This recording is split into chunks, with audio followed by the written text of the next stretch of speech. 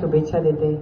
मगाशी मी आता एका कार्यक्रमाला जाऊन आले. म्हणजे मुळात माझाही जन्म एका शिक्षिकेच्या पोटी आहे, त्यामुळे मला जास्त अभिमान आहे त्या गोष्टीचा.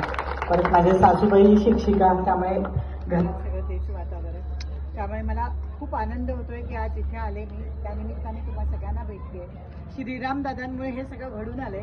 मला या सगळ्या तरुण व्हॉलेंटियर्सचं पण मनापासून कौतुक करावं असं वाटतं की तुमची धडपड, मुलं हल्ली चुकीच्या मार्गाला जातात तिथे तुम्ही सिरियसली काम करताय. हे बघून मला खरंच आनंद वाटतोय की पुढे आपली पिढी अशीच घडायला हवी. हेच मी तुम्हाला सगळ्या तरुण पिढीला आवाहन करेन आणि माझ्या सगळ्या महिला प्रेक्षकांचं मी मनापासून आभार मानते.